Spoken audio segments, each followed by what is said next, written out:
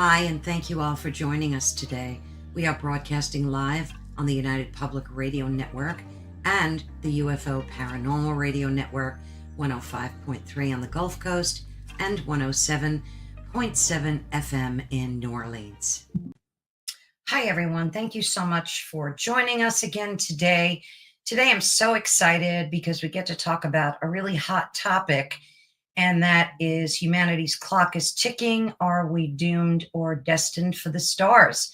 And with all this talk of Elon, it's really surfacing to the top, especially with his adventures of planning to go to Mars. And we have with us today an author. His name is Richard M. Anderson, and I will be introducing him shortly. And real quickly, and then I'm going to let him talk about himself.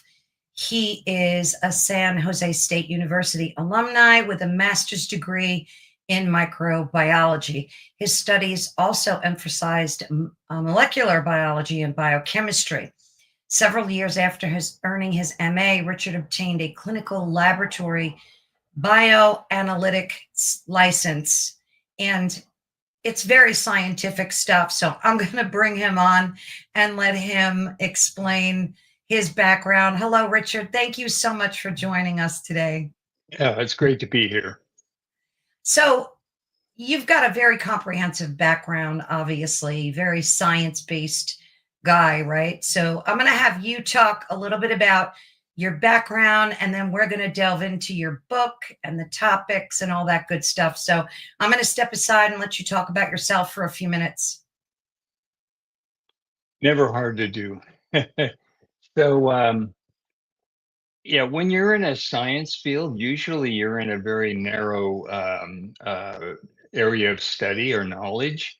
And that's where most scientists, and I was an applied scientist. I was not a research scientist. So you are pretty limited in the breadth of your perspective, of your vision. So when I retired, I started researching in other areas of science, trying to answer some questions. So the result was I wrote my first book, The Evolution of Life, Big Bang to Space Colonies. And I wanted to show the connection that we have back to the origin of the universe and how the universe evolved, and how our Earth evolved with the moon, its magnetic field, and so forth, and how evolution, different parts or different turning points in evolution resulted in us. It's an amazing story. Well, at the end of the story, toward the end of that story, I got into the development of societies and how did that occur? And how did humans learn to work together in societies and against each other? How did war develop and that sort of thing? Agriculture, how did we self evolve? And we get to the point where we are today, where the stepping off, I view it as a stepping off point where we could enter a space age and space presence, and we could exploit the attributes of our own solar system, and we could expand the potential for humanity, or we could self-destruct. We're kind of on the self-destruct mode right now, I think. So that's taking a pessimistic view. The more I learned about ecology, our environment, what we're doing, how we're not changing direction, how embedded our culture and our economics are, it isn't likely that we're going to change our direction on Earth until we have a catastrophe. Humans tend to respond very well to a catastrophe, but to a creeping disaster, we look the other way, or we don't acknowledge, or we're in denial. So I think to get over that pessimism and to look to a more positive future, I decided to write my first novel, which was Outbound, Islands in the Void. And this was yeah, there it is. Beautiful cover, by the way. Um, how would we survive? How would we overcome the obstacles of space and bring our ecology out into space, which is what we would have to do. So, in the beginning of that book, there's an illustration of the protagonist in his bamboo treehouse in a space island, and it shows a lot of foliage. And I know that most space drawings and things like the motion picture 2001 or Star Wars, they don't show anything living except for the people on board. And you cannot survive in space without a full, robust ecology, similar to what we have on Earth. So that was where my takeoff point.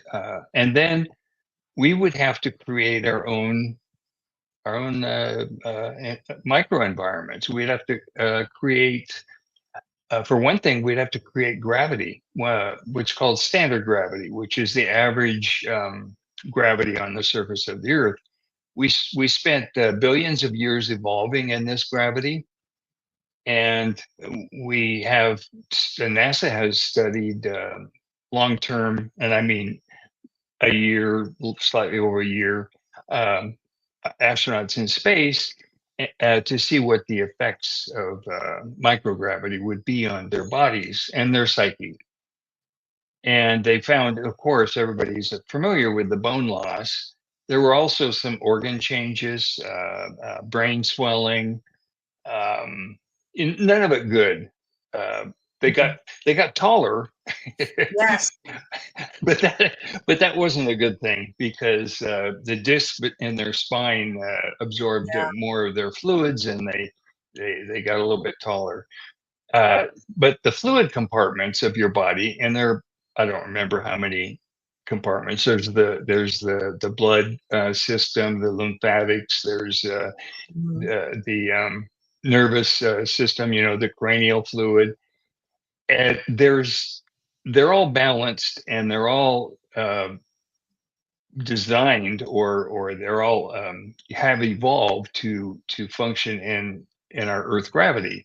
So it gets messed up when we're in microgravity. So that's the first thing we'd have to do is create a gravity, create a centripetal gravity by a rotating colony where we would live on the inside surface rather than the outside surface like we do on Earth, and uh, that that would create one gravity that there's some differences between centripetal force and linear centripetal acceleration and linear acceleration, um, but they're essentially the same in how they would affect our bodies. So we could exist in that kind of a situation, but we would Yeah. have to create an environment, and we would have to create a society that is a lot different than the societies we see today. We can look at some examples on Earth, and we can extrapolate and say we could create small societies in space islands that would be compatible, that would be relatively risk-free from internal conflict and so forth. But that's a major concern Yeah. because we haven't solved it on Earth. Don't we have seeding stations on Earth already? 'Cause I know I read about them where there are scientists taking seeds from like all over the globe and like storing it in case of a catastrophe or something like that. I know we have stuff like that. There, yeah, there's a number of different programs. Most of them are not government funded. Most of them are volunteer. Mm. The government has funded. The United States government has funded a seed program where they're storing seeds in Antarctica Mhm. and various other things. with the current administration, they would probably, I don't know if that's continuing. There's a private volunteer group that is actually collecting seeds from pine cones, different pine cones. When you replant a forest, one of the problems we have in replanting is we tend to go toward a monoculture. So we lose a lot of the diversity of the trees that are in the original forest, say post forest fire. So these scientists or biologists are out there, and they collect pine cones from various species of trees ahead of time. And I was reading an article about it. It's pretty interesting. They have to roast or heat the pine cones to have them open up to release the seeds, and then they have to categorize them and store them in bins. And Mm, they really need an influx of government funding because they don't have enough inventory to replace forests after forest fires and other logging and whatever happens. So my thesis is we're going to have to reclaim a lot of farmland back into forest as part of our mm. solution to global warming. There's technologies that people are proposing, but when you get right down to it, the best method is to try and restore natural habitats. So that's Yeah. Well, have you ever thought maybe it's not such a good idea to duplicate what, our living conditions here on Earth somewhere else?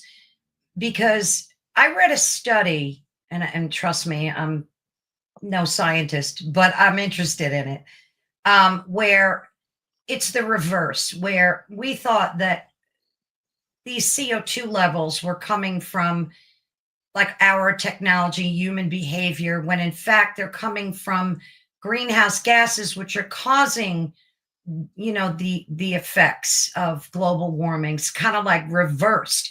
So maybe we're better off not growing forests and duplicating what we're doing here on Earth. Maybe we're better off looking into like synthetic foods and things that you can produce without having to bring the burden of reforestation. well, I'm talking about Earth with the reforestation. In space, a lot of the food will be produced by fermentation in tanks. There won't be fields of, you know, of Yeah, lettuce growing or exactly. carrots. So they're two different things. So in space, what I'm proposing, or what I write about in my novel, is you develop an ecosystem that is much simpler than anything on Earth, but it is a complete cycle. So you have to generate enough oxygen for the animal life, and that's people mainly. Yeah, You have to generate it, and there's enough carbon dioxide and have that amount to support the plant life. And this is part of that cycle. There's a carbon cycle. There's a lot of right. different cycles in nature. Well, you're not going to duplicate all of that in a space island, but you're going to duplicate something that works a lot like it. And so some of the part of it will be technology, but a large part of it will also be ecology, will also be plant life. So you'll have a lot of different kinds of plant life, and it would be a means of preserving species. So Yeah, if you have a cluster of colonies, and this is the way I write about it in the book, you have a cluster, and then there is a manufacturing, robotic manufacturing facility that's part of that cluster that helps maintain the islands. Um, you have, for lost my train of thought here. oh, that's okay. You, yeah, you, um, Well, let me ask you this. So you're talking about two different scenarios. One is like an apocalyptic black swan event that would take place like on Earth, that would right. be catastrophic, and we would have to rebuild everything that we're used to and that we currently have in place. And the other scenario is populating a planet such as Mars or whatever and kind of replicating the same thing. So these are like two separate they're scenarios. they're they're two separate things, but we have to remember that evolution on Earth, and is 2 or 3 billion years in a long process that has developed and adapted to. Well, there have been a lot of cataclysmic events on the planet, and that is directed evolution. Right. But we are the end result. Everything living today is the end result of this long evolution on the planet. So we have to accommodate those needs in space, but we don't have to replicate Earth, except we would want to I postulate we would want to replicate those parts of Earth that we find emotionally comforting and attached to. For example, most people like to, if they get a chance, to have a nice walk in a forest, on a forest trail, and you get the terpenes and the chemicals from the trees, and you get this is part of our psyche. This is part of our emotional needs. So we have to provide some of that in the space environment. So when we're talking about islands in the space, there we would have different islands that would have different ecologies. So one could be a tropical island ecology. It could mimic a tropical island. Another one could, well, let's take an alpine, but could have some skiing. Okay, some alpine events. Those are extremes, but I mean, we would vary the different islands, and they would have small micro ecologies, and so you would live, and they would be in clusters, so you could move from one to another. In other words, if you wanted to take a holiday, you could move to a different island for a weekend or a week or whatever, um, much like we travel here. So, in a sense, that's a social need. That's a need that we need for variety, because one of the big issues is isolation and confinement in small spaces. Right. Um, I know, first time I visited Hawaii, I got island fever. All of a sudden, after I'd been there for quite a while, I'd been everywhere, and and I felt trapped. I go now. I don't feel that, but it was just because I'm used to, California. You can travel to Yosemite. You can go to the Sierras or Lake Sure. Tahoe, the redwoods in the north. It's a big state, so we have open space. When you're on a planet like Mars, and what Elon Musk is proposing, and some of the pictures that I've seen of a city on Mars, they completely don't make sense to me. Uh, First of all, you wouldn't want to live on the surface. You would be indoors all the time. It's a very harsh environment. It has 1% of Earth atmosphere, so you need a spacesuit, or I call them surface suit. The My Mars book will be out May or June. This is Oh, nice. the cover. The cover is a space ladder, a space elevator on the planet, and I can explain why I think we would need one if we go there. Um, so what I did in this next book is, we're covering Valles Marineris, which is a rift that runs about 4,000 kilometers along the equator, roughly from uh, Olympus Mons, the largest volcano in the solar system, and it runs about 4,000 kilometers east of that along the equator. And so my story is, we cover that, we add an atmosphere, and we create an environment underneath the cover, and it can be a mile or two deep in places, or more. So it's a huge rift. It makes the Grand Canyon look like a puddle by Yeah. comparison. So you could create a society there. You would still have the problem of it's only 38% of Earth's gravity. So in the Meta Mars book, I invent some things to create one gravity for people living there, so they don't. If they ever want to return to Earth, you will acclimatize to where Mm. you live. And if you're talking about settling any place in space, you're talking about generations, and you're talking about gestation. You're talking about do you want to gestate your next generation in zero gravity or less than standard gravity on Earth?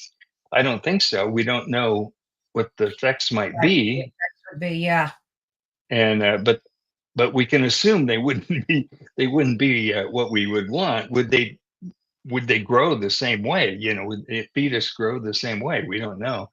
So you would have to create very Earth-like conditions, and See, I find that kind of like paradoxical in a way because in my mind's eye, I would never want to recreate what we're doing here on another planet because largely it's not been good and largely it's been destructive.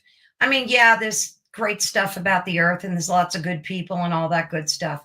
But I would be of a mindset to not bring a lot of what we're used to here.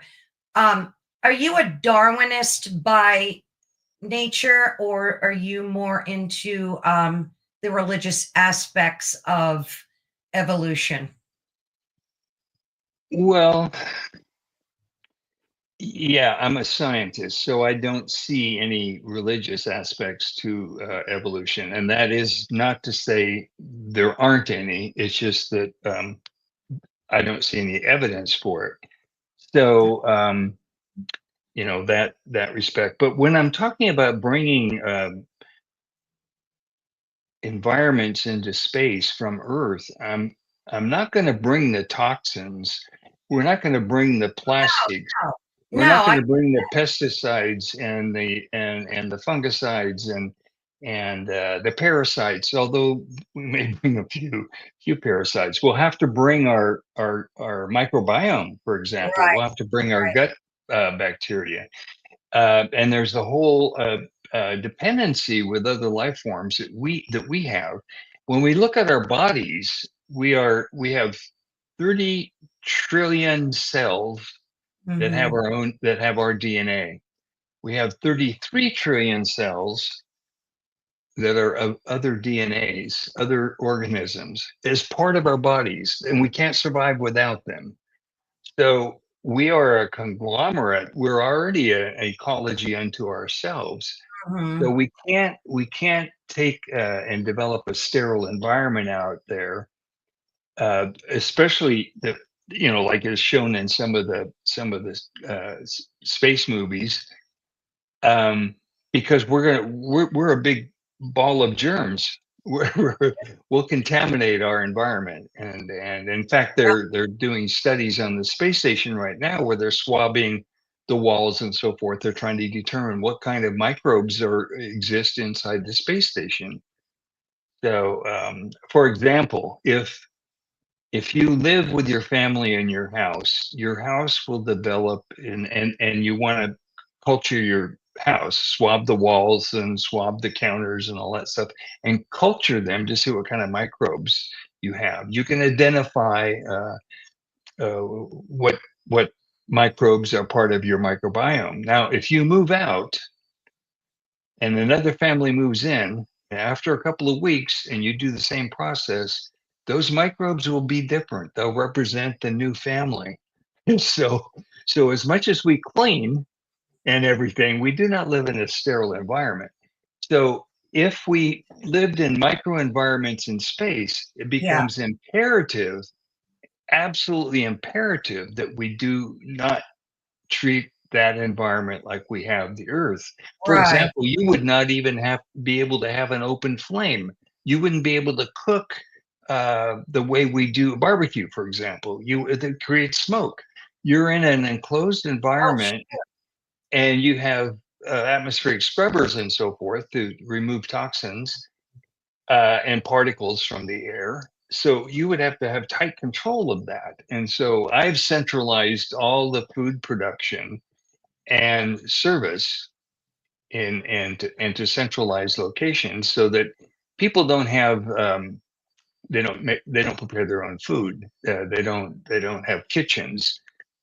You have cafeterias and restaurants and so forth that are operating, and you have a new category of food scientists who they're involved in artificially growing food in vats with microbes and constructing nutritious food. So it's not just chefs and cooks and so forth.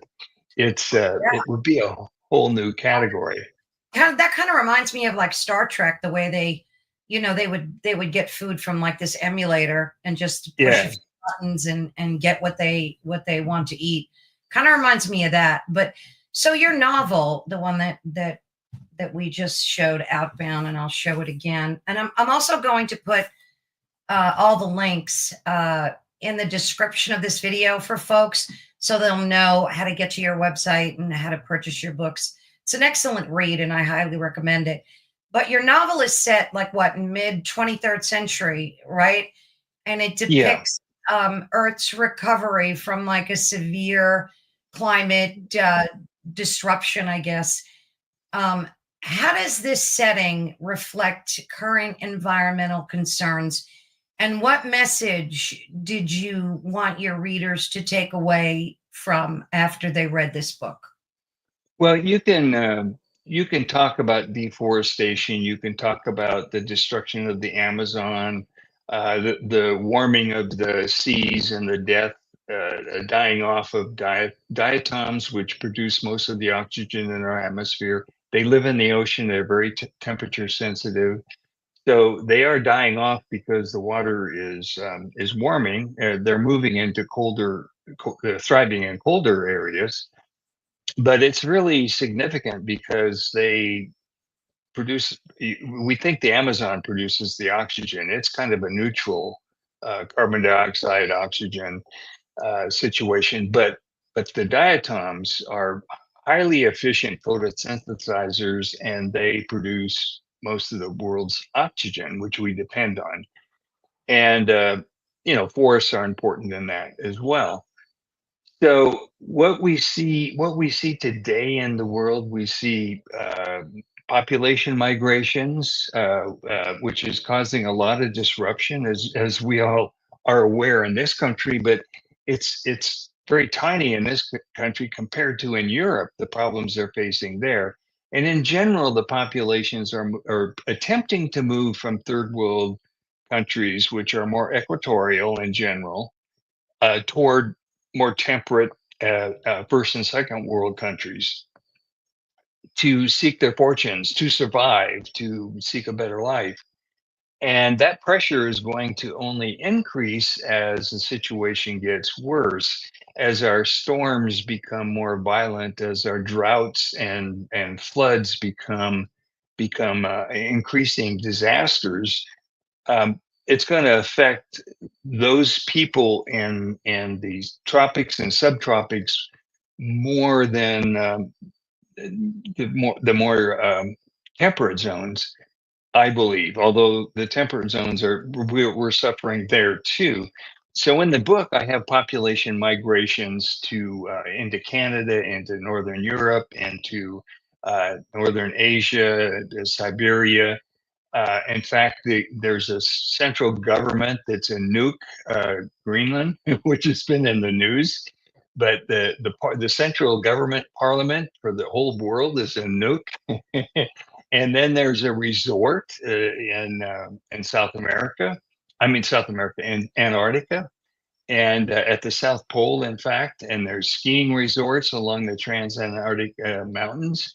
So everything has changed, and the populations have been displaced, and we have huge disparities in wealth, as we do now. That continues, but there's been a big die-off So I have a world in 2250 about with half the population. So with maybe 5 billion people or 6 billion people instead of 11, we're at we're at 9 now. No, we're at 8 now, I think. No, I think we're at 9 or close to it, right? Maybe we are. So they anticipate 11 by the turn of the century. Yeah. And the population that we have now, I postulate that it is not sustainable. If it were just to stay the way it is, it's not sustainable because in the process of trying to feed this population, we have used industrial farming practices, which is destroying our soils and has a huge environmental cost. So we look at the farmers as they feed the world, but if they're using unsustainable practices, they're using fungicides and pesticides, and they're geoengineering, potatoes, for example, to produce pesticides. So they or to resist pesticides, so they can spray more heavily to get a better yield on their crops. So it's all about the bottom line without a lot of regard for sustainability. So our soils are alive, and if you spray toxins on the soil, eventually you kill the soil, and it becomes dirt. And in California, in the Central Valley, there's a lot of dirt. And how they get around this now is they're doing drip feeding. So they put all of the minerals, all the nutrients in the water, and they pump it and drip it around the tree roots. But the soil is otherwise dead. It's powdery. Mm. So and they're running out of water because they're over pumping. The land is settling and so forth. So the processes are in place today to end up with a cataclysmic event. So I start the book. I don't want to go through the dismal aspects of the collapse. So I start the book after the collapse, and we're trying to dig our way out. Yeah. And one of the ways, Yeah, go yeah, ahead. one of the ways is we want to develop resources in our solar system and direct those back to Earth to help to begin rebuilding. Yeah. Let me ask you a two-part question. Um, First, do you eat bioengineered food or do you avoid it? And secondly, isn't a lot of what's happening to the earth cyclical in terms of, I mean, I watch a lot of documentaries on how they do those ice digs and they look at what happened thousands of years ago and Yeah. look at climate change, and a lot of it seems very cyclical. We go through this melting and warming and freezing. And what's your thoughts on both of those things? Well, let's talk about and what was the first part? Do you eat bioengineered food or do you try to avoid it? Oh, okay. When you look at something like GMOs or bioengineered foods, you have to look at who benefits. Who's funding the research to develop these wheat seeds, for example, or corn? Yeah, I know the answer. yeah, Pharmaceutical, right. It's the pharmaceutical. bottom. Yeah, it's the pharmaceutical. It's the food Yeah, industry. It's yeah, so they fund the research, and the reason they fund what they're looking for is how to increase profits, right. not how to provide better nutrition. So you have to look at the economics. The potential is there. The potential is there to really improve our food supply with bioengineering, but it's the economics that are getting in the way. So we need to change our economic system, and Mm, business and government has to change to work for the good of the people. And I think that was the original idea with the U.S. government. It served the people, and I think people have they've forgotten that. That's if it's harmful for the public, it's not the right thing to do. So it's political and it's economic, but the science is true, and the science is capable of fixing things. It's the drivers that are a problem. So synthetic food can be made um, with very high quality. Now, I'm all for naturally grown food and organically grown, and we try to do that as much as we can because I don't trust anything that's bioengineered because of the economic factors. Where you have a philanthropic motivation, you can create a really good and a bio-developed food. And that an example of that is something called golden rice. So rice is lacking in some key nutrients. Can't remember what they are, B vitamins or something. I don't remember, but it's lacking in these key ingredients. So they engineered the rice to produce those nutrients, and you can grow it just like you grow regular rice. It doesn't take any more fertilizer, any more water, or anything else, but it does provide a better palette of nutrition. And for the parts of the world that depend, on large amounts of rice as part of their diet, it's a great thing. It Unfortunately, you don't see it around. It hasn't really spread. I think it's available, but I remember reading some years ago about the development of golden rice. Um, so it's possible to answer your question. And the second Okay. part of your question was, Um, um, Jeez, I forgot now. So the yeah, first part was, do you eat bioengineered food? yeah, And oh, geez, it'll come to me. But getting back to the bioengineered thing, because a lot of people are becoming a lot more aware and awake about it. uh, Like, I'll be grocery shopping and I see people, a large amount, reading labels and avoiding GMOs and things that say right on there right. that they're bioengineered. I mean, I personally have really avoided in a big way purchasing anything that's been bioengineered. While I know that most of, like, if not all of our corn and bananas and all those things are genetically modified, what do they do? Do they take the seed into the laboratory and splice it? And how do they modify these things? What do they Well, do? yeah. Um, okay, we've been modifying food for centuries, by hybridization, by Right. crossbreeding. We see something we like in one strain, and we want to add it to another strain that has another quality, and so forth. So that's been going on forever. With the bioengineering, they they get right down to well, there's a number of ways they can do it, but one way is called forget the name, where they can actually change the DNA. They can actually Yeah. insert. They can modify it. So they've done things. For example, to tomatoes. I used to love tomatoes. They had this beautiful flavor. They were juicy, tender. You could eat them. I eat a whole tomato. A little bit of salt. You just eat Yeah. this thing. It was great. They're pretty flavorless now, and they have really tough skins, and so they Do. were they were engineered for shelf life. And Awful. in the process, They're like white inside. Some of them, did yeah, you notice? They have like this white thing yeah. inside. I mean, so Awful. they're engineered, and the reason there was profit again. You don't want them to rot too soon, and that's an issue. So, but in the process of doing that, they lost the gene that produced this wonderful tomato flavor. They Oh, just kind of bred that out. So, yeah. so mistakes are made in those in that arena. And I wish I could remember the second part of the question because I had some really wonderful answers for you. It'll come to me, I'm sure. I have so many questions for you, so don't worry, it'll come back.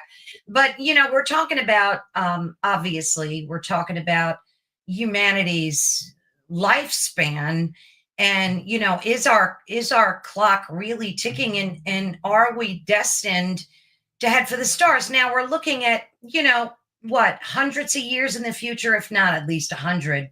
What's the projection that you have? I know Elon's getting everybody all psyched, and people think we're going to be going up there next month.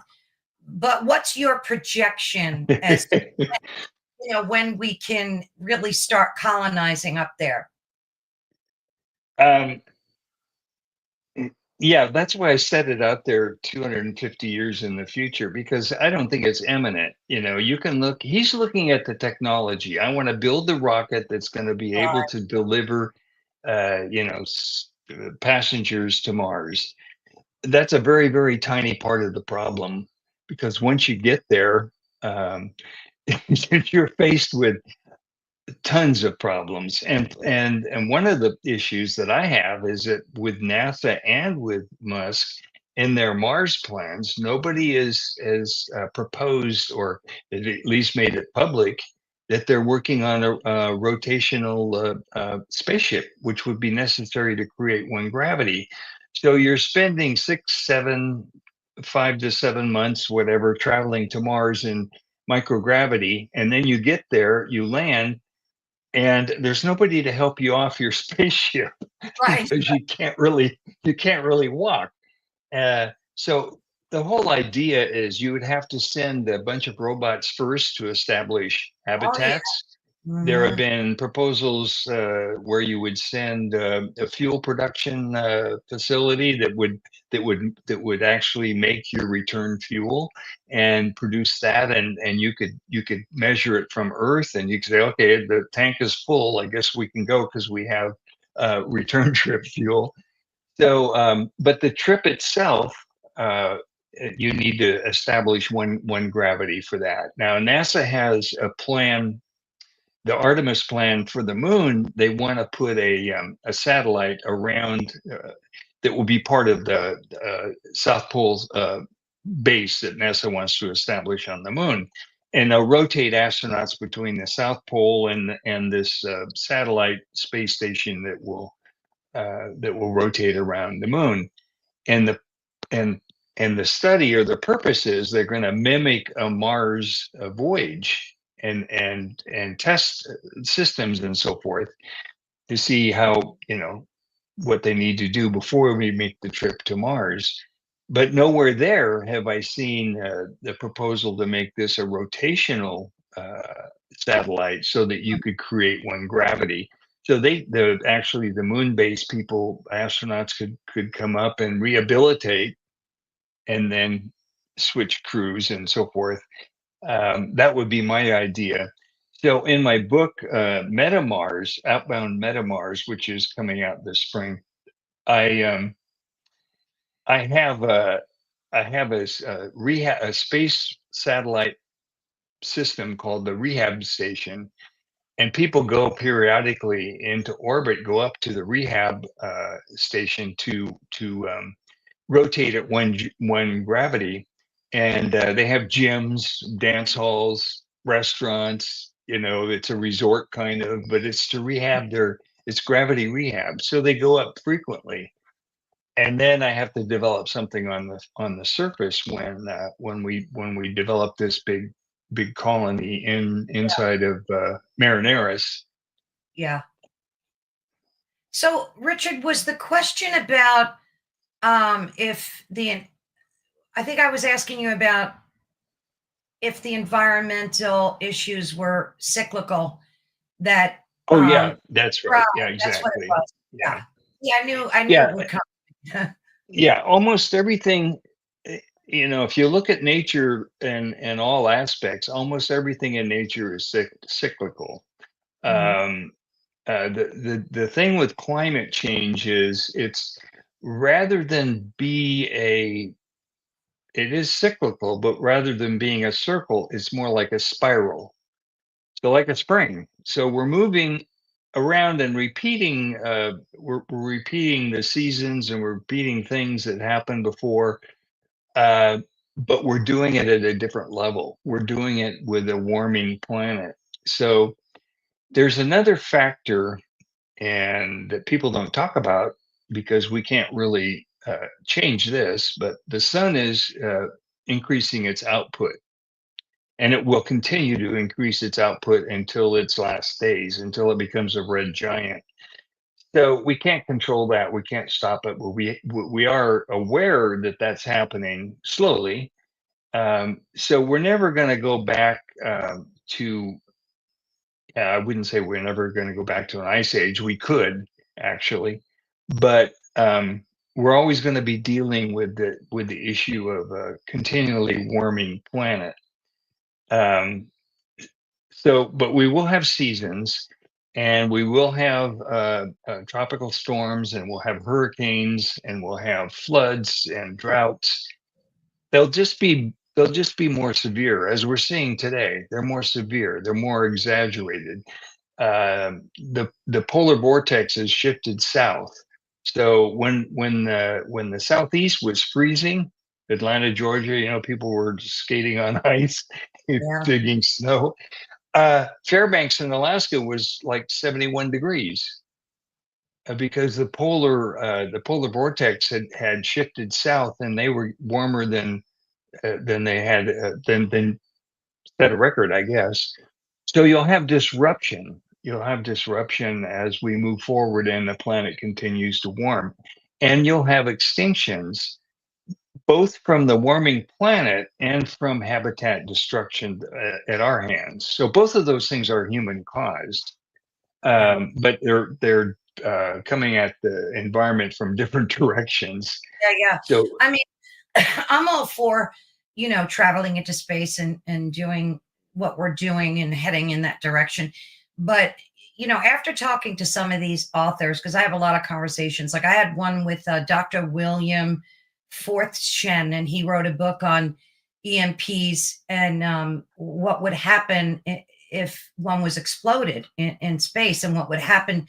I mean, essentially, it would wipe out probably 90% of the population here on Earth. So, we don't have a proper defensive shield yet, to deflect an EMP attack or even a solar flare attack.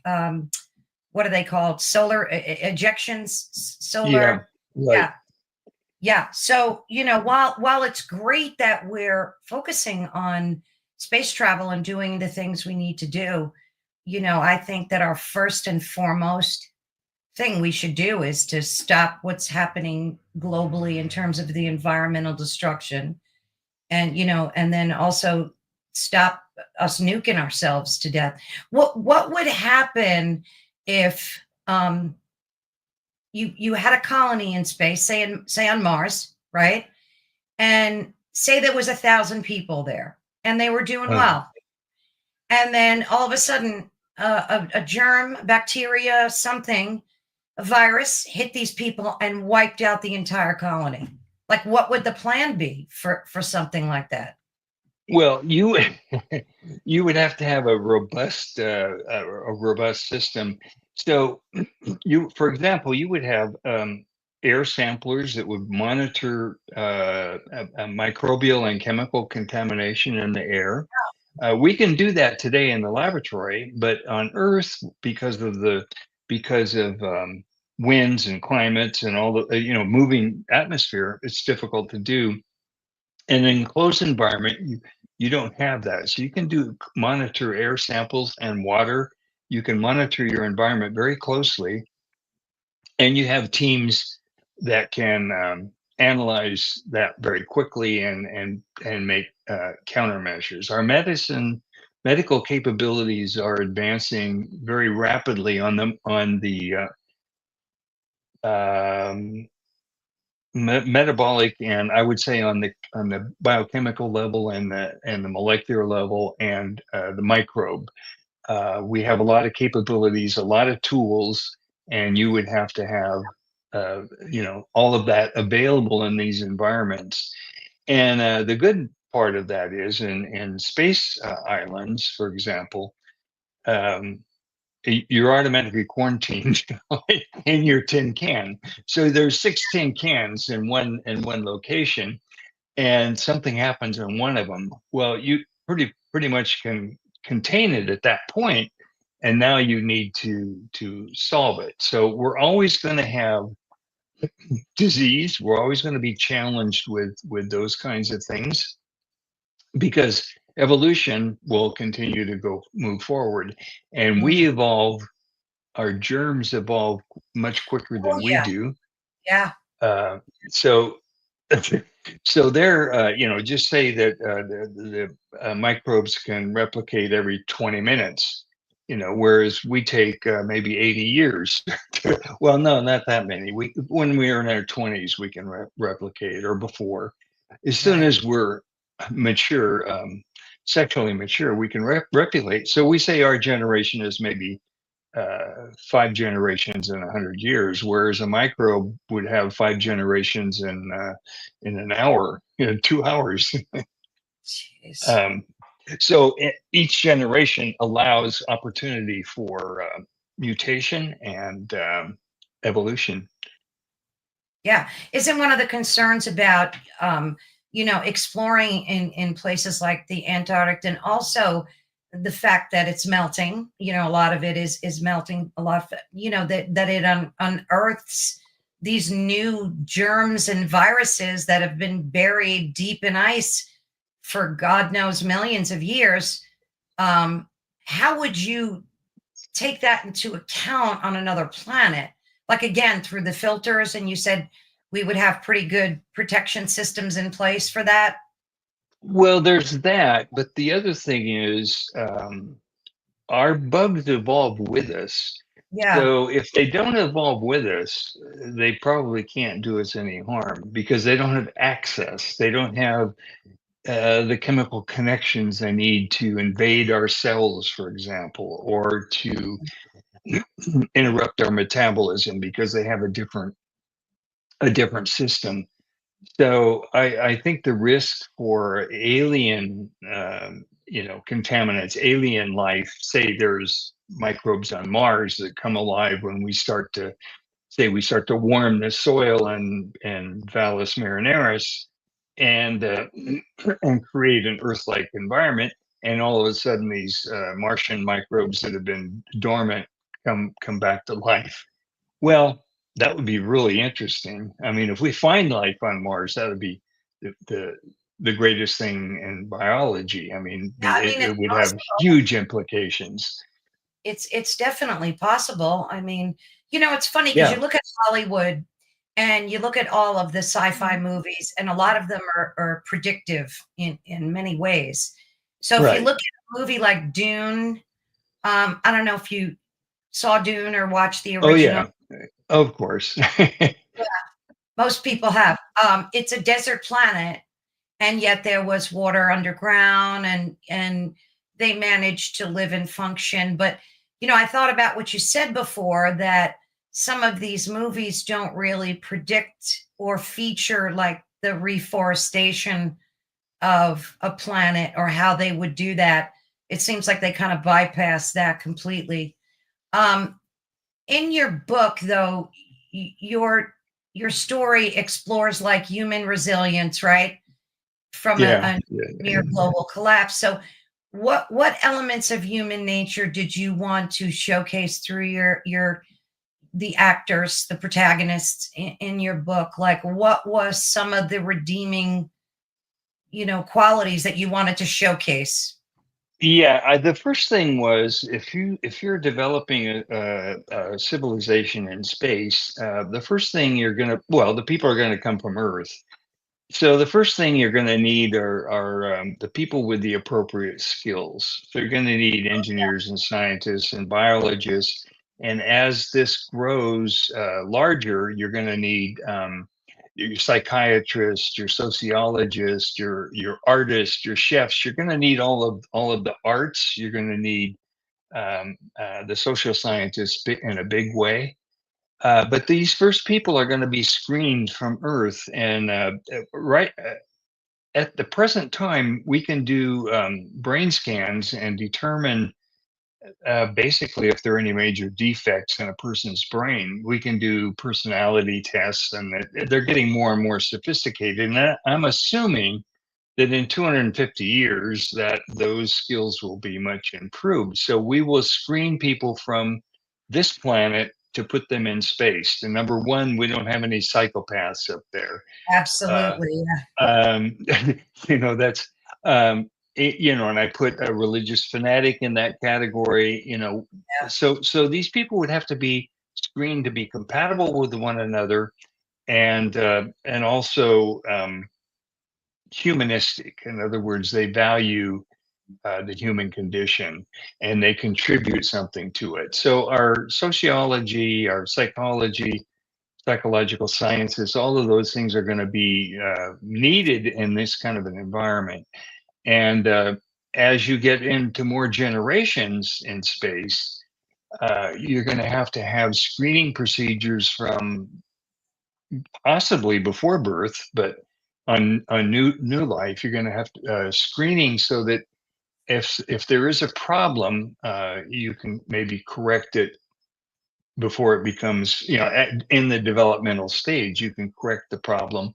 But isn't And that to like eugenics and stuff like that, where you're picking and choosing like what kind of breed of human, and then yeah, saying, well, we don't want people with blonde hair, only people with black hair, and I mean that's like you got to tread that water carefully, I would think. that's a definitely a concern, but the motivation would be a healthy, a normal human with no defects. In other words, we can treat right now patients with sickle cell anemia. We can do a molecular treatment and excise the defective the point in the DNA, Yeah. insert the correct one, and they do that with the bone marrow, and then re-inject the bone marrow that's been corrected, and then the person say they're homozygous for sickle cell.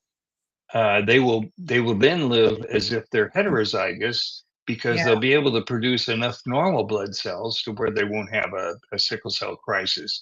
So that's an intervention that I'm talking about. It's not about selecting a different type of people. It's about No, health. I, It's I know, about but it's like it's almost like with the topic of cloning. All of these scientific breakthroughs are good, and they also have areas that we need to tread very carefully on, because part of the human experience is, we're born with flaws, and that makes us who we are spiritually and emotionally. I mean, it just concerns me when you start nitpicking DNA and things like that. yeah. It is. It's swimming in ethical problems. Yeah, it So really right is. now, when they do these things, these genetic corrections, they're not doing it to the germ line. They're doing it to somatic cells. Right. So it's not getting into the genetic pool because we don't know enough. Even though this is a pretty simple correction Yeah. with the sickle cell disease, we just somebody's going to get into the germ cell with this research, and we don't know where that possibly could go. And there's been a lot of science fiction horror stories about genetically engineered people and so forth. Gosh, So yeah. Blade Runner, for example. Exactly. So Good movie. so anytime you have a new technology, I always say there's a double-edged sword. It cuts to our betterment, and it cuts equally to our detriment. And there's where we get into the ethical dilemma. So we are all flawed, and it's interesting because you brought this up because I deal with that in my Outbound Meta Mars, where on Mars we're developing sentient robots Mm. to make independent decisions, and they can work in the harsh environment and where we can't. And then there are intelligent robots that aren't sentient, but they have high skill levels, and they can do all kinds of jobs. So a lot of our workforce is replaced by robots, but the sentient robots, their minds operate differently than human minds because they didn't evolve the way our minds did by any means, by the Well, experiences. how do you make them sentient in your book? What's the process like? It Neural nets and learning. So they They learn from their senses. So they have eyes, they have taste sensors, they have touch sensitivity, and they would have to have these things to function in the environment. They have balance indicators, they have all kinds of, and all that sensory input changes their neural net minds. And do So, they have morals and values? well, this is what I'm dealing with. Yeah, they do, because they can see things as I've developed them. They can see with clarity, black and white, maybe some shades of gray, but they don't have the emotional conflicts that Oh, I like humans Spock. are. Yeah, yeah, sort of like Spock. So they wouldn't have the emotional baggage. So we do things emotionally that aren't in our best interest, or aren't in our spouse's best interest, or not good for society as a whole, because we have a need or an emotional desire. And so these sentient robots, they're worse than Spock. They don't have any, but they have other abilities. So Mm. will they take over and become our guardians? Will they become our overlords? And if they did, would that be a good or a bad thing? So I'm leaving those as open questions. Yeah, that's a slippery slope for sure.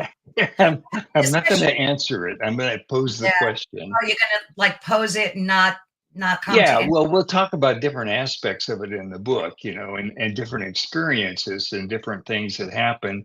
I have one scene where these robots are working at a food production facility alongside some technicians, and these two technicians decide that they can put an additive into the food that will improve its palatability, and improve its stability, and people will buy more of it. So Mhm. but it has long-term uh, disastrous health effects. Oh, But gee. it over maybe 30 years, you're not going to pick it up right away.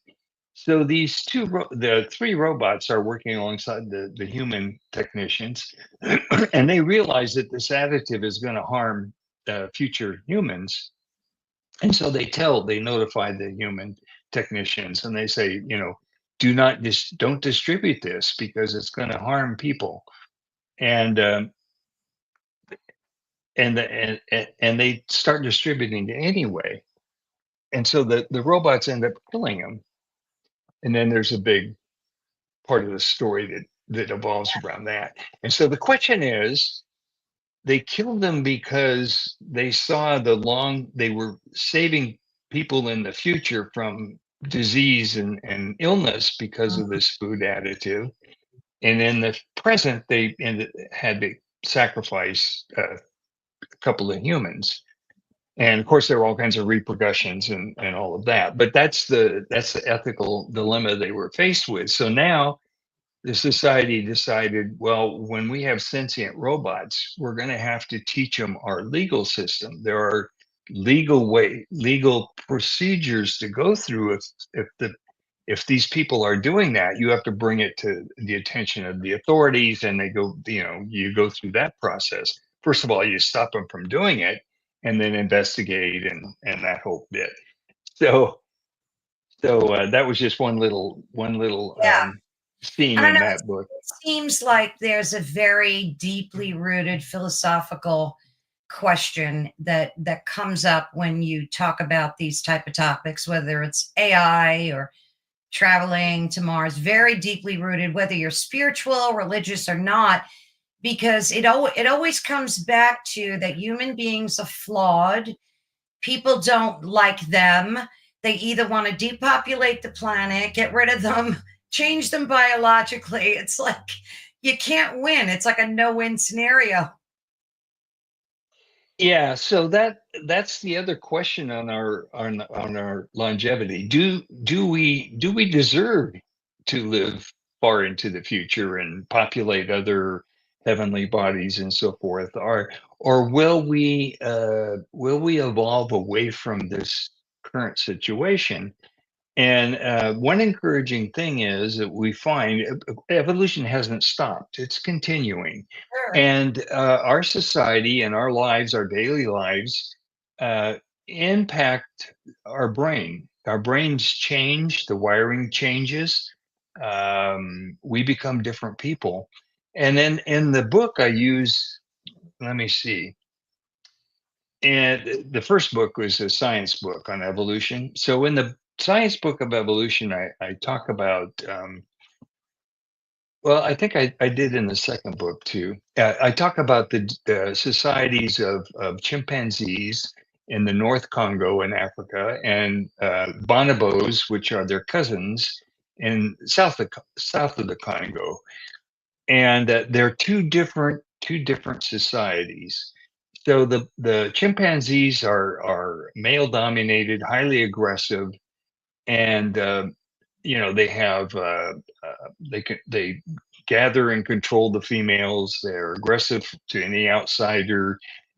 They have gang rape, rape gangs. Jeez. If you want to, a parallel with a human society. The bonobos, on the other hand, are, first of all, they're matriarchal. The females control the society. In fact, they do that by controlling the sex. And if they have a male offspring, if a female bonobo has a son or sons, he can only access sex when he gets to age through his mother. She makes the arrangement. And if they're at all aggressive, the females band together and reject the males. Wow. So, okay, this has caused a shift in their society. They've selected out males who are less aggressive, more, you could say it's the feminization of males. That's happening in our society. Gosh, yeah. Yes. So, from the brute caveman that was many times larger, I mean, not many times, a lot larger than the female.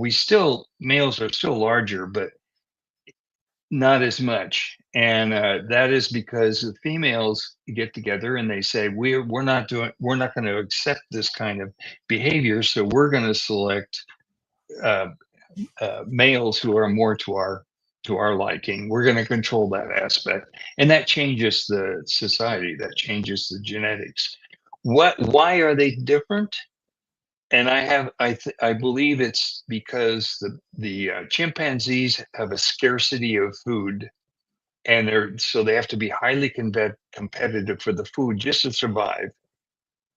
The bonobos, on the other hand, south of Congo, they have ample food. They don't have to work for it.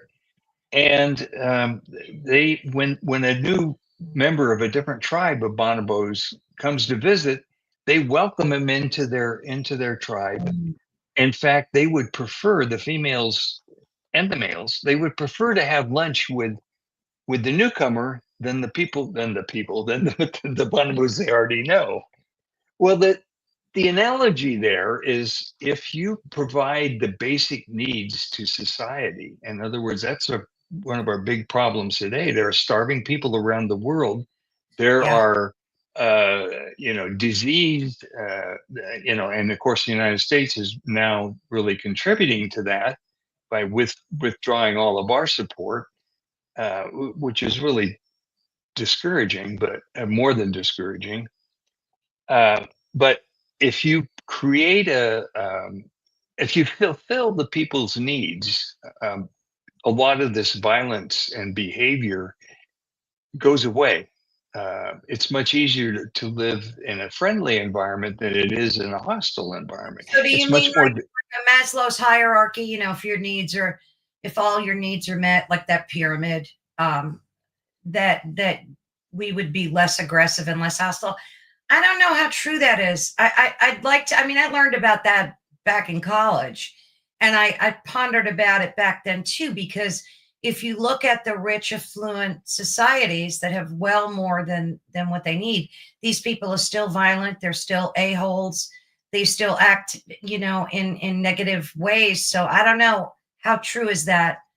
If you, Well, I it's know true. for the monkeys it worked, but Yeah, maybe they're more advanced.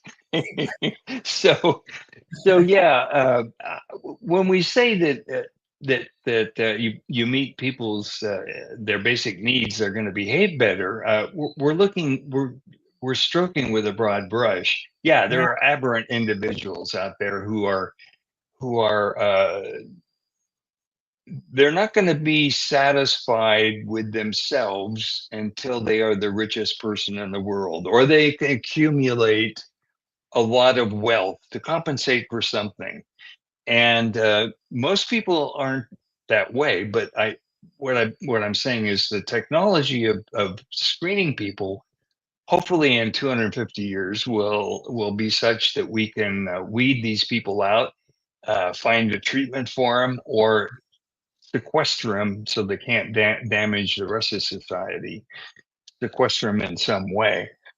So yeah, I could write on space settlements. I could write all kinds of horror stories about yeah, criminals that are put into a chamber and then ejected into space. You know, it's a real quick and easy way to get rid of the problem. But I'm hoping that that isn't what actually happens. yeah. So what's your now with all of the disclosure taking place with UAPs and whatnot and all these orb sightings and you know what's going on in that industry. I tend to follow it very, very closely. I interview a lot of authors and ufologists as well. How do you think all of this would change once disclosure takes place? So if the government admits or shows proof to us that there are indeed other extraterrestrial lives and visitors, how do you think that would change your life's work? Well, first we have to go back to eh, is it real? Is it even possible? So I postulate that it is so unlikely that there would be an intelligent being of non-Earth origin that would make it to Earth, um, that it's nearly impossible. First of all, the distances involved are so great, it would take millions and millions of years to get here. So they would have to have evolved way before we did. So if you're looking at even Alpha Centauri, if you the speed of light, what is it, about four light years or so? But if you're looking at any reasonable sublight speed, you're talking 80, 90,000 years, depending on how fast to get here. Now, they would have to know we were here to start with, and our presence bubble, our presence only goes out maybe 125 years or so, or even less than that, because the first radio broadcast would not we're not strong enough to leave the planet. Um, Actually, some of the later ones after radio started, yeah, they had crystal sets. The broadcasts were pretty powerful because the energy from the broadcast had to drive the crystal, so you could hear the sound. So say 100, 150 years. So our bubble is out there about 150, 125 light years out from our planet. Once you get beyond that horizon, some other entity would not be able to wouldn't know we're here. There would be no indication we're here. They have no way to detect our presence. Now, they may be able to find us as an exoplanet, like we're looking at exoplanets today, doing a search, but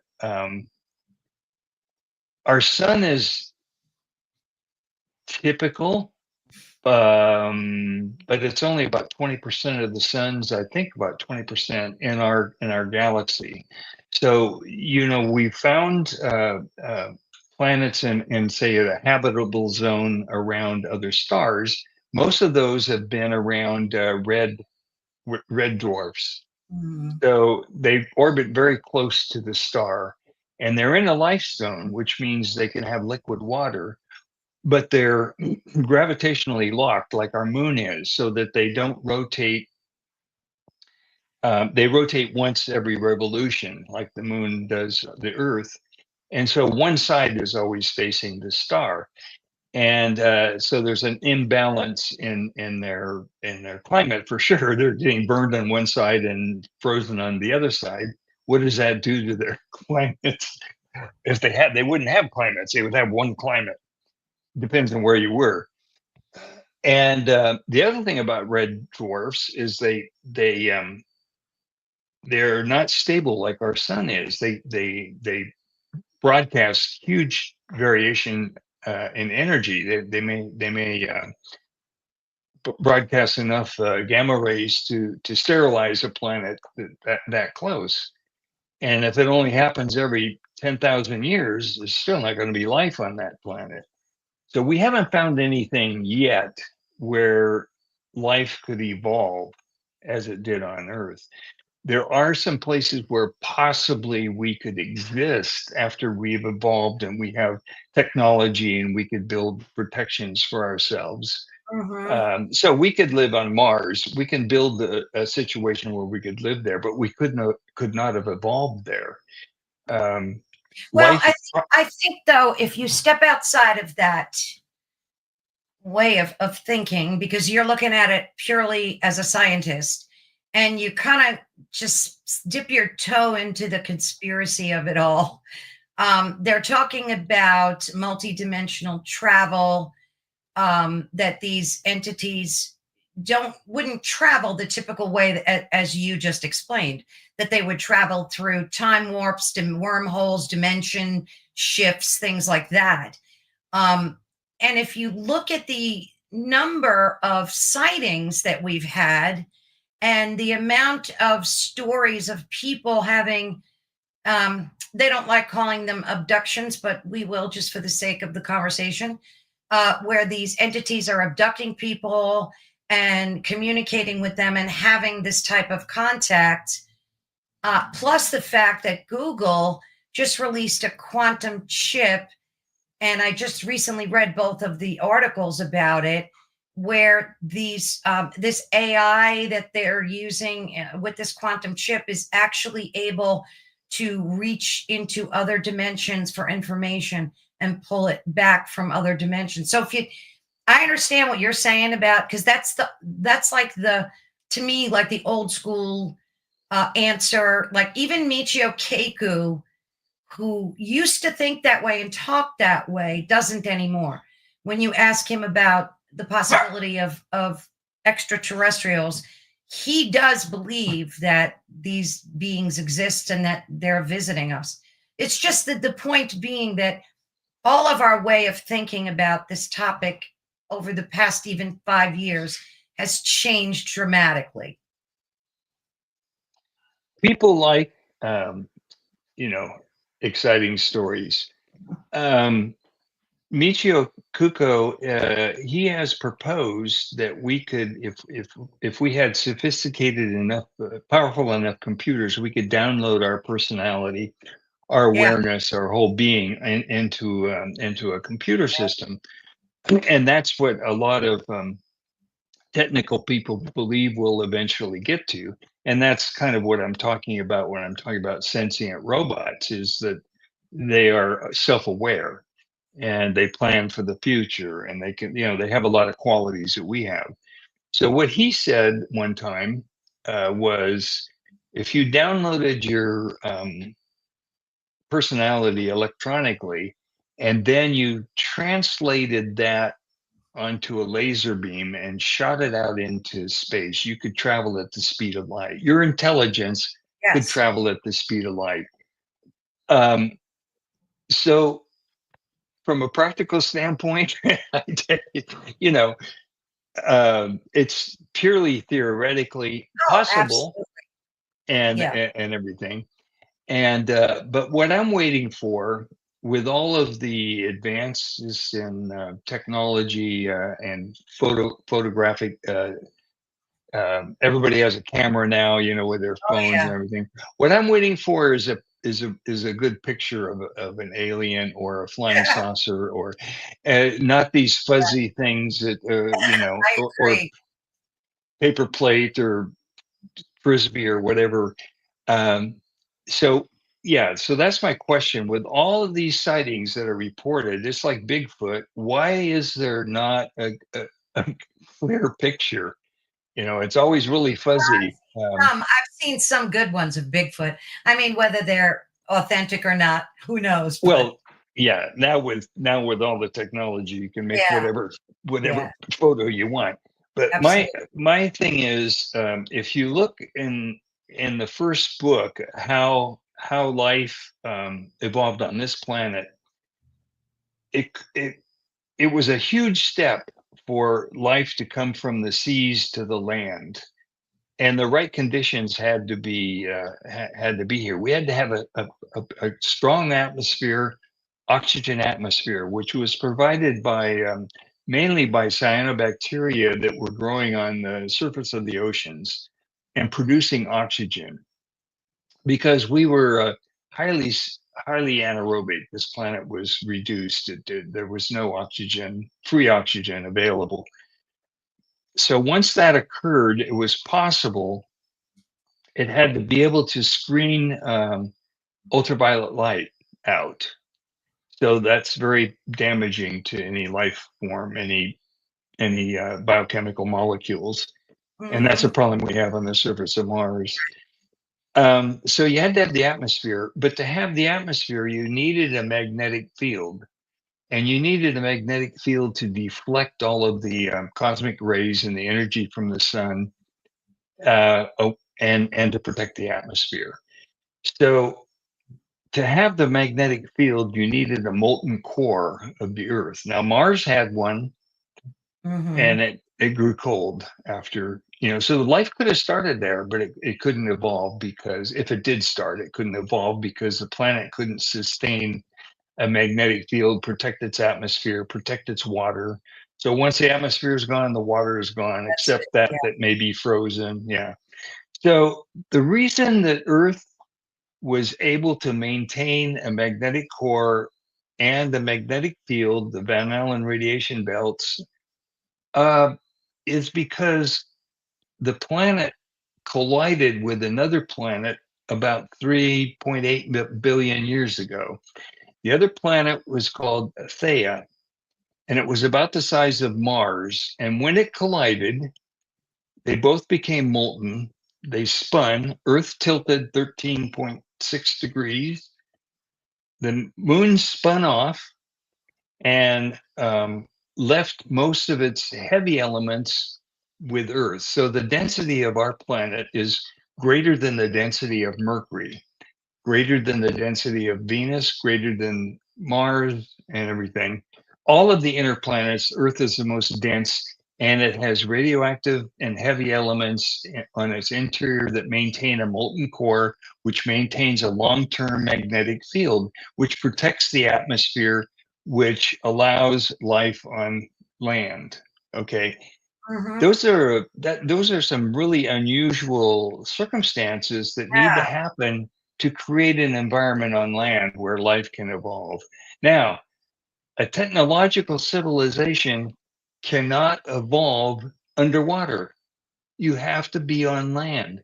You have to, an octopus is very intelligent, and their Oh, brain is scattered at the shoulders of 8 limbs. Their brain is kind of, is totally different than people are, but it's very intelligent. It will never invent technology. It can use shells and it can use what it finds in yeah. its environment, but it can't create anything. It can't smelt metals, for example. So to develop a spacefaring civilization, you have to evolve on land, and the surface of land, the surface of most planets, is going to be very hostile to life.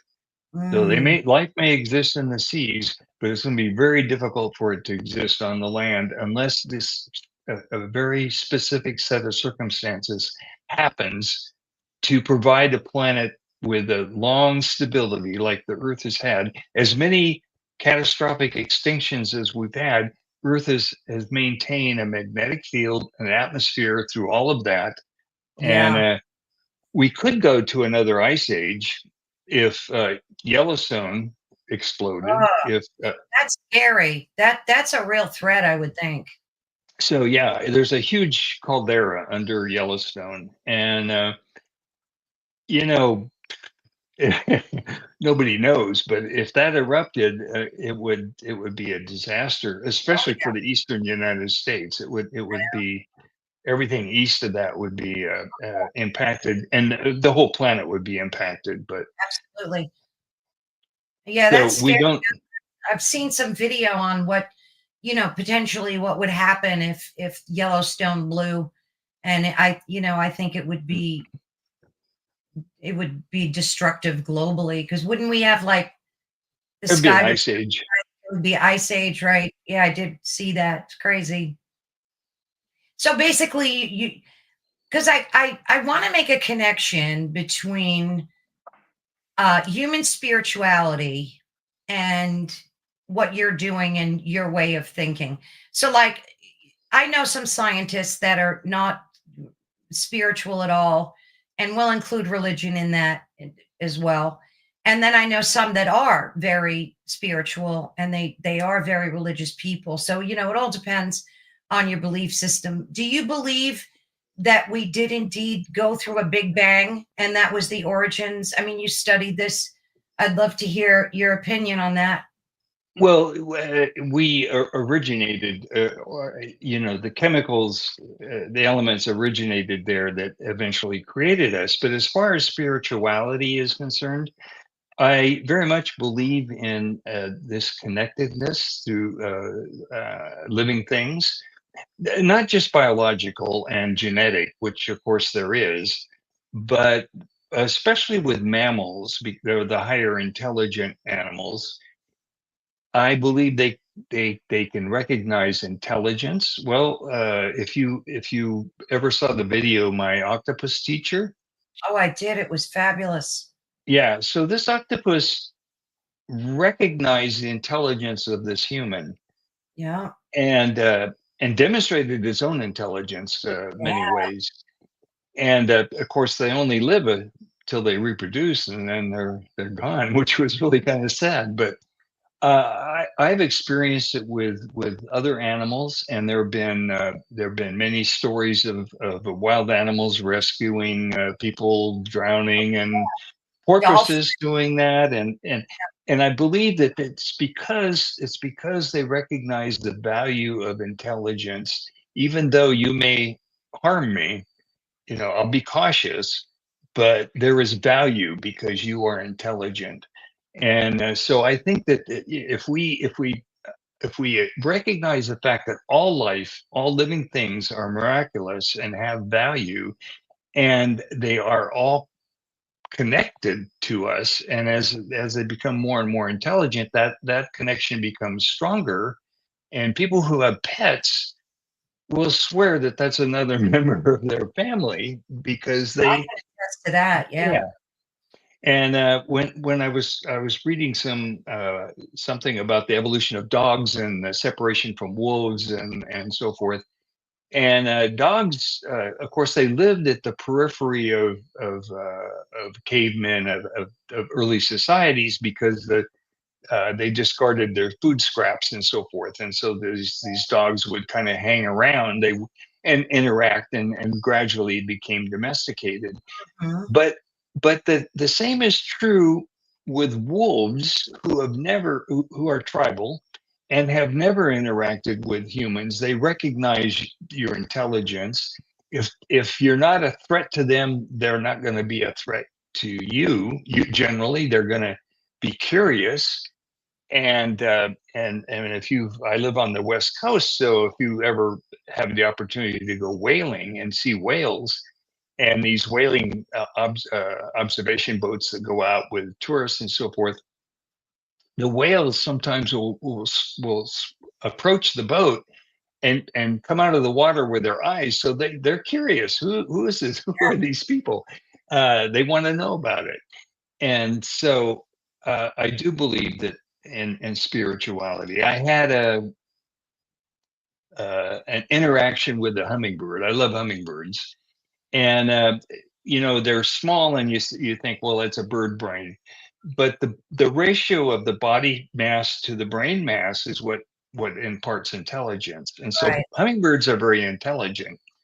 So I was, this is years ago, but I was standing with a hose and I was watering a dry spot on the lawn. It was kind of a hard spray, and then I was watering some bushes across the yard because I was too lazy to walk over there and do it. So I was spraying across the yard, and this hummingbird flew up to my face, and they have this long beak.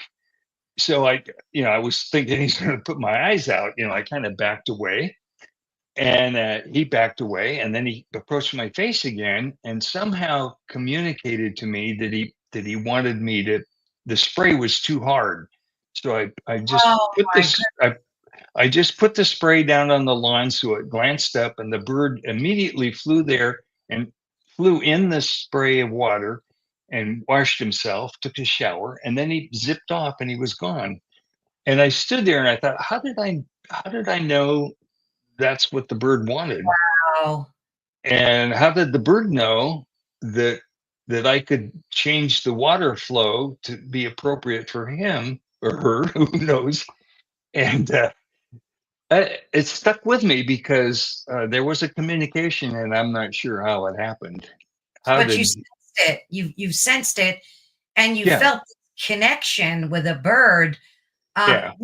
do do you think that that spirit that you're feeling is God driven, or do you like how do you account for that? Somebody had to impart that in all living beings, right? Well, I don't know. I don't explain it. The only way I can explain it is to say there is a connection, and it's especially strong with higher intelligent animals. There is a connection, and there is a recognition of the other's intelligence, and there's a basic respect. Wolves in Yellowstone, they track. How are we doing for time? Oh yeah, we're great. Yeah, we're okay. We're good. The wolves in Yellowstone, they've done some studies with different wolf packs, and sometimes if one pack has a good year with pups, then they become dominant and they get the prime hunting grounds, and the other pack is on the periphery, and then that can switch out if it all depends on how healthy their pack is and how Yeah, many members they have. So they were being studied in the winter, and they hunt buffalo. They try to take down a calf. They can't. The big guys are too big. So they were stalking this buffalo herd, and the cameraman had the camera on him, was tracking him, and all of a sudden the alpha male wolf had his head popped up, and he looked off in the distance, and he took off running, and the rest of the pack followed him, and he didn't know what did he see.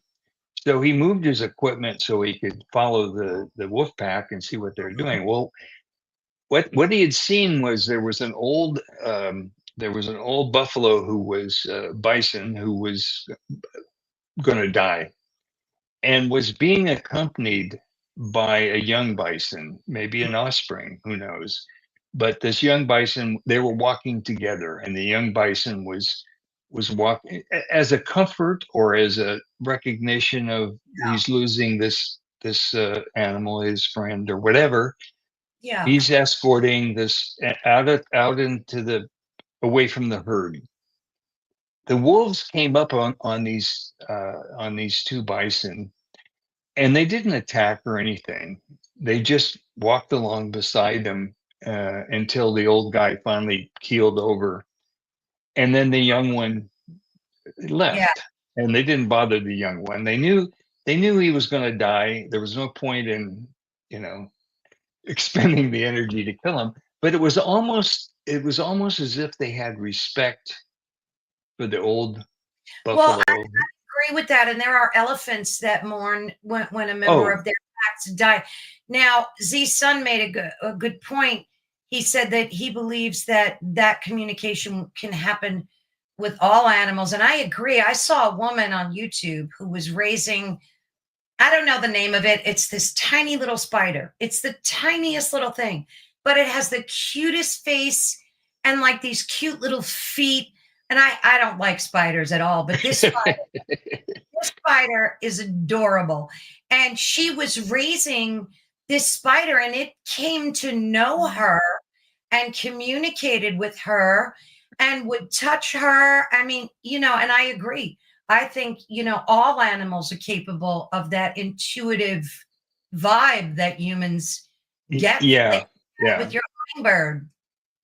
Yeah, it's and you have to remember the spider is tiny, but with a tiny brain, but the ratio there, so they have some quite a bit of intelligence, Absolutely, and absolutely. yeah, so that's something that's always intrigued me, and Yeah, it's actually quite wonderful when you experience that connection and you're afraid of being attacked by predators if you're out in the woods or if you're yeah. in Africa in a safari and there are lions and tigers and so forth. But if they're not hungry, they're not going to bother you. I mean, that's the driving force. They Yeah, have to kill to mostly, eat. or if they feel threatened, they will like, Absolutely. I mean, I wouldn't trust any animal. I tell people, that want to approach my dog and pet him, like, I warn people, hey, he's an animal. He doesn't bite, but Yeah, you let I them know don't you first. Yeah, yeah, exactly, exactly.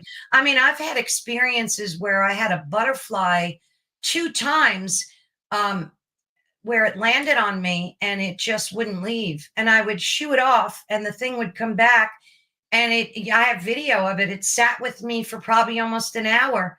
And that's happened on two separate occasions. So yeah, I think there are intuitive vibes, but I always like to ask men of science how they believe in the spirit, if they think it's God driven, or if they believe that there is a, whatever you want to call it, a force behind the creation of humans. Because getting back to your book and your story and traveling to other planets and building societies and saving this one, doesn't it ever make you wonder that like there's a greater force behind it all, kind of like well, puppeting I things? think, yeah, I think my feeling is the force developed as life developed. Oh, And yeah, I think there is a force, but I think it's bottom up, not top down. And one of the reasons is if you're saying in creation there's a higher intelligence, that we mhm. are so complex and we are so advanced in our evolution, it had to take something even more complex to create us. Well, that's a circular argument. Then Yeah, what created that more superior being and so right. forth. Um, so that's kind of Yeah. that's one aspect. The other is if I were a creator, um, I wouldn't have stuck so many flaws I in, know. in my creation. I Um, know. we can look at, for example, back to the octopus. The octopus has a more advanced eye than we do. Yeah. It can't have a separated retina Ah, because the eye evolved from different tissue layers than the human eye. So, and when you talk about we still have our reptilian brain, it's not like we started from ground up and rebuild. We had to build on, evolution right, evolves on what already exists. So if it was top driven, it would be a new design and a better design. If it's bottom driven, you bring a lot of the baggage along that has evolved before. right. So in my book on evolution, I talk about how the way we walk is is a direct result in the fact that we evolved from fish. So there are three life forms that evolved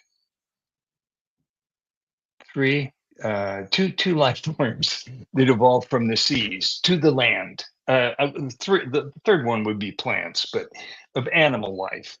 So there were the bottom dwellers, the crabs and the snails and all of this that crawled along the bottom. They could eventually crawl out of the seas when the conditions were right.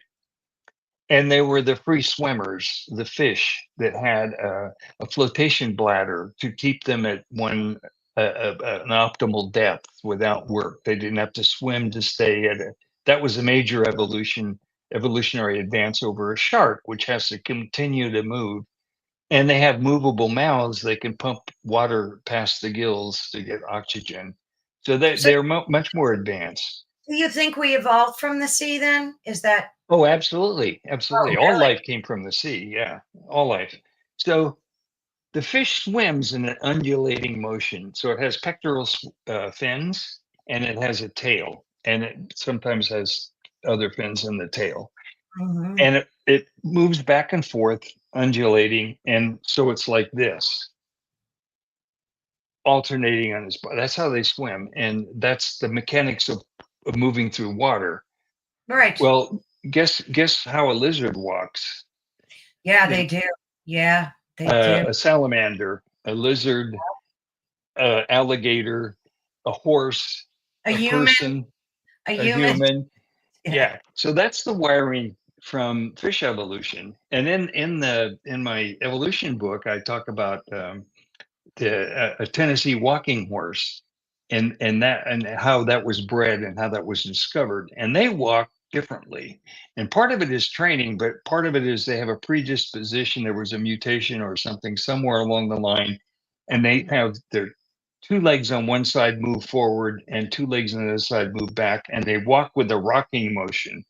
And they were used in the South and plowing fields because they were so strong and efficient by walking. It was a better design. It was a better design. Yeah. My wife's grandfather used to ride Tennessee Walkers, and he said if you ever rode one, they were so smooth, they would put you to sleep. They would rock you to sleep. You would Wow. just so so that's an example of okay, we got the gene, we got the brain development from the fish. The Tennessee Walker had a mutation and can do a better job.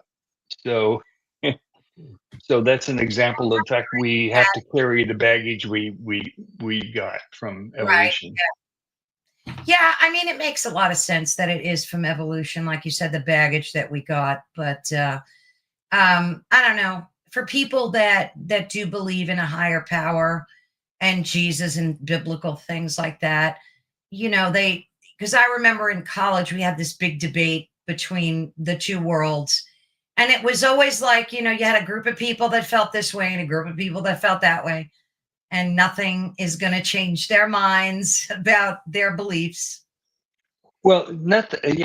It's not the role of science to speak about religion because it's a different knowledge set. It's a different belief. Science doesn't work on this is what I want to believe. This is what I have to believe because of the evidence. Right. And so it's just two different disciplines. Yeah. And so when you either do or you don't. Yeah, you're right. You either do you or you don't.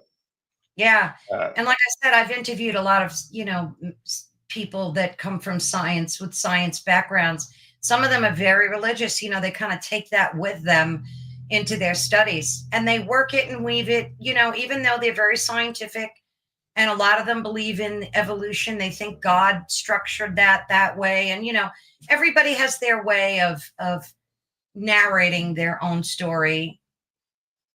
sure, sure. Well, thank you so much for joining. I would love to have you back because I have like probably 30 more questions that I wanted to get to that we didn't. So I would love to invite you back again in the future so that we could finish. Maybe when is your Mars book coming out? The Mars book will be out in May or June, I think. It's in copy editing right now. they're trying to find all the misspelling, all the bad words. Well, I'm sharing your website right here. And again, I will have the link in the description of this video as soon as we're done. No, I think I put it in there already. And if you want to check out Richard's books, please do so. They're available on Amazon, and I'll make it easy for you guys and put the link in the description as well. But I'm almost done reading this book, and it's an excellent read. And then we have your other book here, The Evolution of Life, right? You wrote that first, right, Richard? Right. Yeah. Started with that. And in Yeah. fact, that led to the second book. And then this is the Mars book. You can Oh, let me see it. see. Wait, let me stop sharing. So, yes, and it's called Outbound Metamars. Great. Metamars. Yeah. I'll definitely have to get a copy of that. Well, I thank you again so very much. It was such a pleasure speaking with you. You opened up a whole new world for me, and I'm hoping our listeners as well, as to how to process and think about this big topic. And hopefully, humanity will survive. Yeah, that's my hope. I look I Exactly. look far to the future to see a solution, though. Yeah. Well, I hope that, the people that kind of control what happens reach out to folks like you. Are you working with anybody in the government or in any of the industries to kind of give them information? And I'm retired, and we're actually I have some marketing people working with me. So this next year, after the Mars book comes out, I'll probably travel around and do some presentations to different societies. Could be science fiction. Like even Star Trek, they had the holodeck, and the reason they had the holodeck was they recognized that people needed a different environment. You needed variety. You could reproduce whatever you wanted in that holodeck. I didn't include that in my Mars book. that would be awesome, though. I wouldn't mind a holodeck myself, Oh but yeah. Oh, well, I'd have one at my house. Yeah. yeah, that'd be great. I love Star Trek even till today. Very Yeah. foretelling for our future for sure. But thank you so much, Absolutely. and I will be in touch with you again. Maybe we can, if you've got some free time, we could do a part 2 of this. That would be awesome. Oh sure. Yeah. After the Mars book comes out, that'd be ideal. Awesome. I will be in touch. You take care. Okay. Thank you again. Thank you very much. Bye bye, dear. Well, thank you all so very much for joining us. I swear my dog knows when I wrap up my interviews, because every time I say goodbye, I have to show him to you again. He always comes to say hello. I think he knows because he always headbutts me. Anyway, Oliver says hello and sends his love. But thank you so much for listening. We are broadcasting live on the United Public Radio Network and the UFO Paranormal Radio Network, which is 105.3 on the Gulf Coast and 107.7 FM in beautiful New Orleans. And I love when you guys join the chat room and ask questions and comments. So please feel free to continue to do that. And please join us every week. We go live on Thursdays between the hours of 5 and 7 p.m., and that's Eastern Standard Time. So please, of course, I will post on social media in a day in advance or that morning of what our next show will be. And please do subscribe to Ethereal Encounters Unveiled on YouTube. That helps us very, very much when you do. And check out all of the other creators on this network, because you will find some amazing interviews and content. And I wish I had more hours in the day to sit and watch them all. But yeah, definitely check them out on YouTube or on social media. You can just Google stuff and find them. But we will say goodbye right now. Thank you again so much for joining us, and I will see you next week. Say goodbye, Holly. Take care, everyone. Bye-bye.